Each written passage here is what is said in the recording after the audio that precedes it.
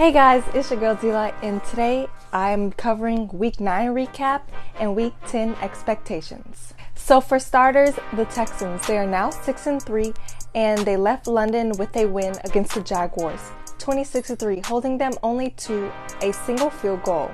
They are now first in the AFC South and are on a win streak of 2. So the talk of the fans of Bill O'Brien being fired will be nowhere in sight, and Deshaun Watson is leading his team to positive gains.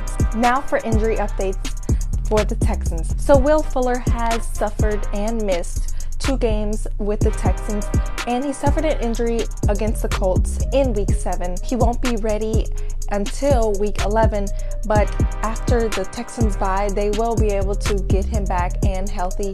When he is in heavy rotation, he does make his presence known. He is a heavily targeted receiver that Deshaun Watson is very reliant on. So other than the injuries, the Texans are on bye this week, so they'll be able to rest up and be healthy again in Week 11 coming up. Now jumping fast forward for the Texans, in Week 11 they do play the Ravens, who had just beaten the Patriots in prime time, and that's a really big feat for them. So the Texans will be up for the challenge against the Ravens and Lamar Jackson having a really strong run game.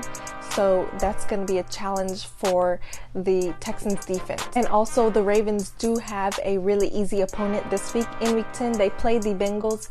So as far as that goes, the Texans will have a handful to deal with in Week 11 after their bye week. Now for the Jags. After being defeated by the Texans significantly in London, they are now trying to recover and recoup because the Texans did come to play and showed out.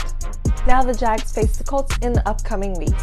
Now on to their quarterback situation. Gardner Minshew will be replaced in Week 11 by Nick Foles. The Jaguars organization is expecting a backup quarterback to have a starter quarterback mentality and caliber, but it's just not there. They're not seeing results, and therefore are going to have to take a reality check and place in Nick Foles. The Jags are now 4-5 and are seeing underwhelming results and need to see change.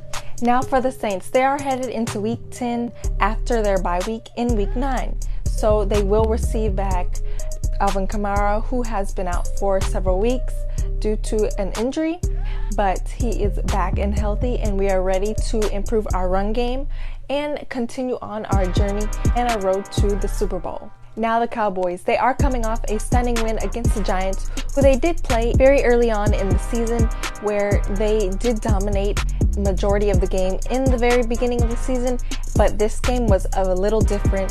The Giants did hold up in the first quarter or so. Then eventually the Cowboys did come back to win the game after struggling for just a little bit. So they do head into Week 10 against a team that does have a slightly better win-loss record, who are the Minnesota Vikings, who do have a record of 6-3. So now we're on to the Dolphins. Now the Dolphins did play the Jets in Week 9, and they did improve by gaining 1 win on their record. They are now 1-7, and like I said last week, they did manage to be better than the Jets, who are now 1-7 as well.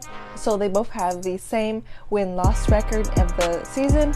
They do head into Week 10 against the Buffalo Bills, and this win that they just won against the Jets hopefully will give them hope. The Bills are definitely a significantly more superior team with a win-loss record of 6-2. So I do not believe the Dolphins will win this game, but with 1 win under their belt, I think that they will have at least just a slight of bit of hope for the next upcoming game. And now, last but not least, we have the Panthers. They did face the Titans in Week 9 and improved their win-loss record to a whopping 5-3.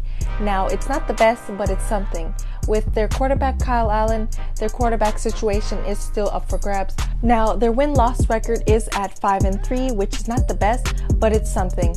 The Panthers did score most of their points in the first half, but they did let the Titans score a majority of their points in the second half, letting them get mighty close to winning the game. Now, the Panthers did end up winning 30-20, able to secure the bag. And now for their quarterback situation, Kyle Allen has been doing a great job as a backup quarterback, but the question is, when will Cam Newton come back? But he still has 1 year left on his contract, so they are not questioning on trading him or anything like that. They just want to have him healthy and ready for possibly and hopefully next season. Now, the Panthers do face the Packers, and the thing is that they need to really work on is their defense against Aaron Rodgers.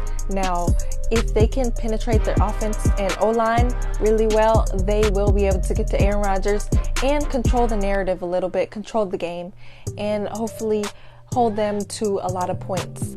Now, it will be a tough challenge. Now, the Packers do have a nearly perfect win-loss record of 7-2. Now, it will be a very tough challenge for them, but I think they can get the job done though. So that is the wrap of Week 9 recap and Week 10 expectations. I'm your girl D-Light, and don't forget to always follow me on Twitter. I do live tweet during the games while they are happening, so if you want to always chime in, you can just hit me up at D-Light. So I hope to see all of y'all in Week 11 once again. All right, bye.